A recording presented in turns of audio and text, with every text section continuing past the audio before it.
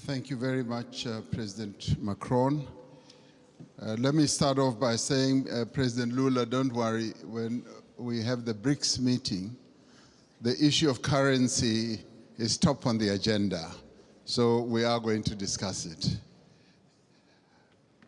President Macron, I just want to start off on a very positive note in terms of what I think is evolving here.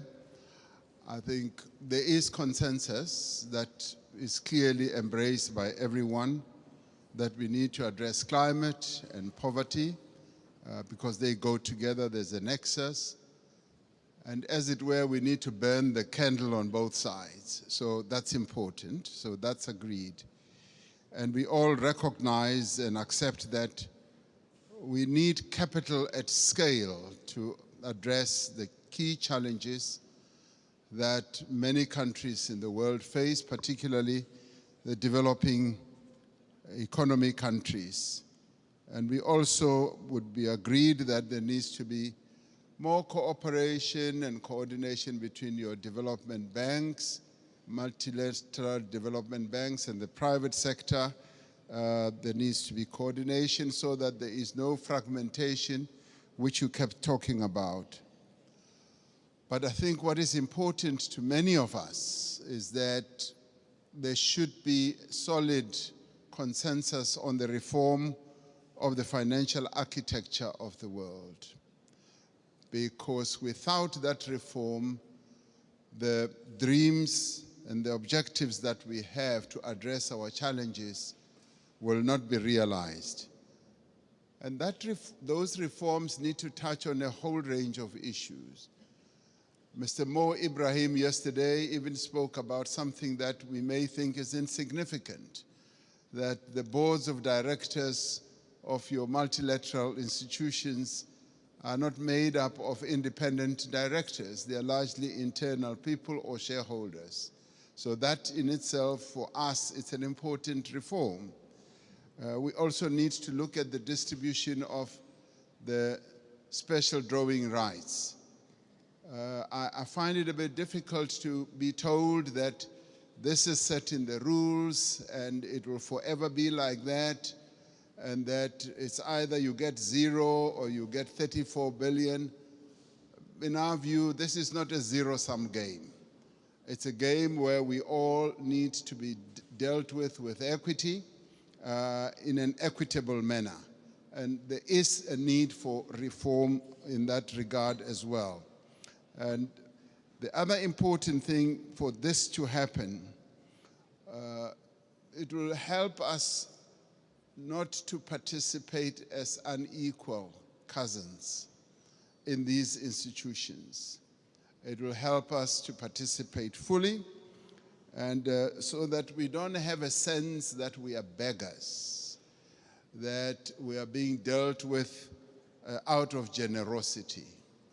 I think it's important in the new era that the world is in now that there should be a good measure of equality among sovereign nations.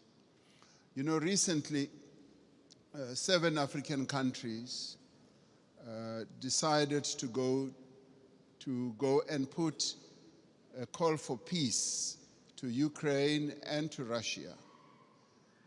And we raised a number of issues. Zambia was represented, Comoros was represented, Republic of Congo was represented, Senegal was represented, Uganda, as well as South Africa. So we were all represented, and Egypt as well.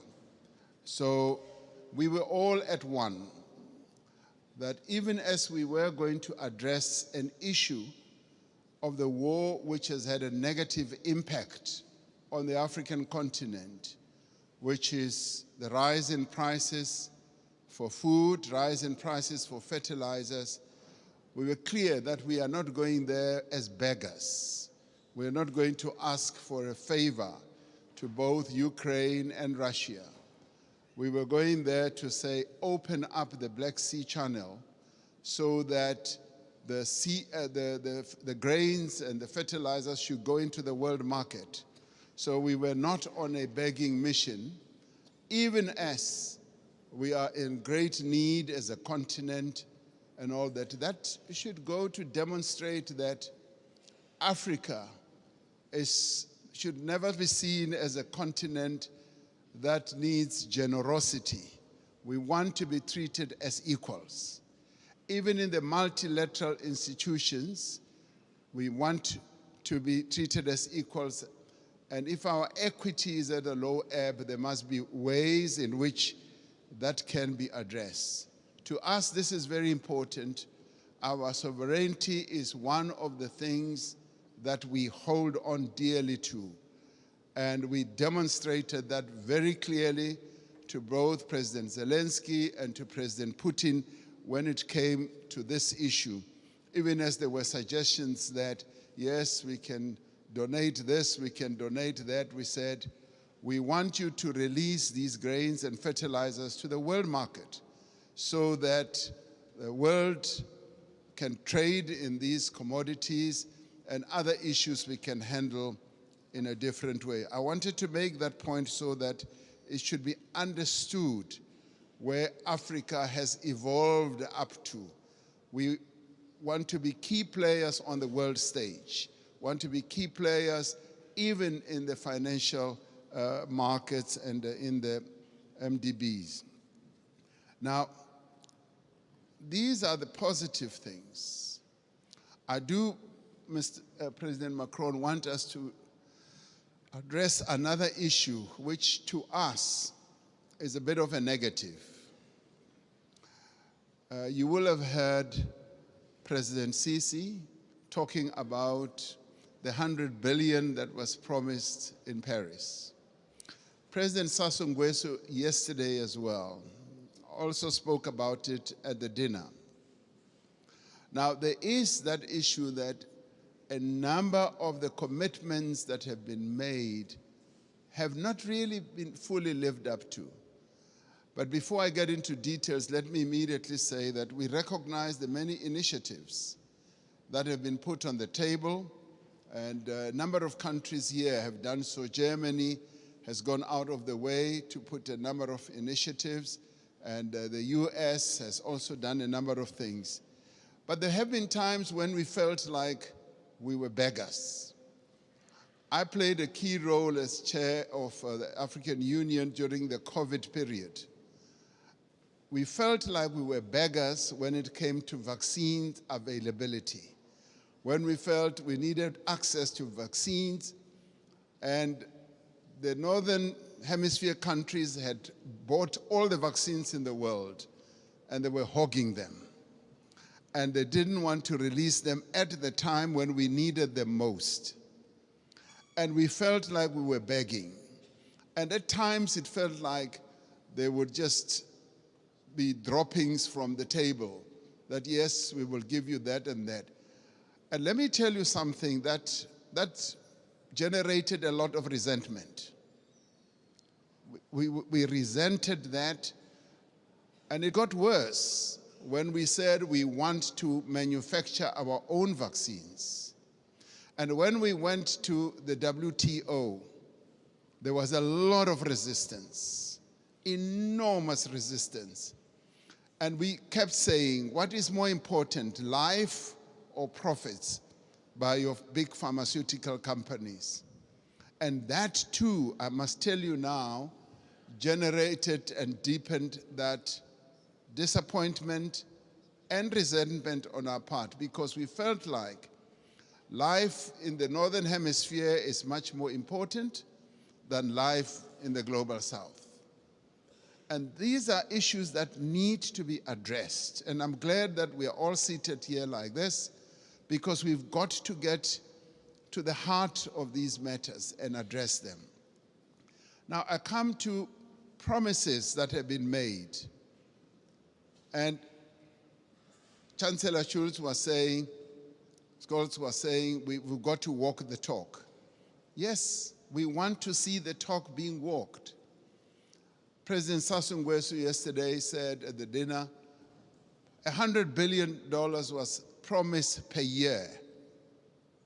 And he was saying, I've never seen that. And many of us will testify that that $100 billion has never really been made available. And this should stand out as something that needs to be addressed. Because sometimes we sit at conferences like this and say, yes, we'll make this available, and we believe you. We believe you, but now the tire must hit the tar. We must now see action flowing from that. Now, I want to then talk about something very practical. President Sassou Nguesso raised it yesterday. He said he would be happy if flowing from this summit, we do something very practical on the infrastructure side. Having said that 600 million people in Africa do not have electricity, and yet we've got all the resources to generate electricity, particularly the mighty Congo River, and that there have been plans to build a number of power stations that will generate, in my calculation, up to 70,000 megawatts. And he said, and I want to speak in support of this proposal, that to prove that these summits are not summits where we just talk, flowing from the Paris COP as well as others, let us now put money on the table and collectively say we are going to address this mega project. A mega project which will in the end generate electricity for up to 12, 15 African countries all at one go. And this is a project that I think the multilateral development banks here working together, the call that you've made, President Macron, can actually fund. And where, as we rise from this, we should be able to say the Inga Dam is now going to be developed into the Inga Power Station, the one that President Sassou Nguesso mentioned, and the next one as well. If we can do that, then we as Africans will now be convinced that these summits are really meaningful. We will now go home and say, you know what, it's worthwhile going to these summits, coming to Europe, and to listen to all the promises because they are willing to act on the promises. This is what President Macron, I believe, will be one of the most important outcomes. The reform of the financial architecture, as well as a practical project, infrastructure project that is going to add a lot of value. President Sisi and I have been talking about a railway from Cape Town to Cairo for years. We will leave that for the next summit, but the one on generating electricity and building power stations on the Inga Dam is the most important, that is immediate, that I believe needs to be addressed now. Let's get that done, and then we will be convinced that you are serious with the promises that you make. Thank you.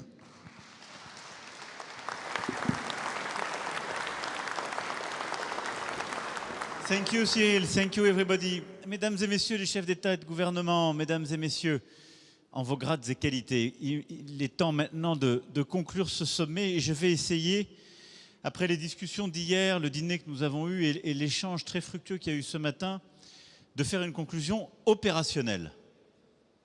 Parce que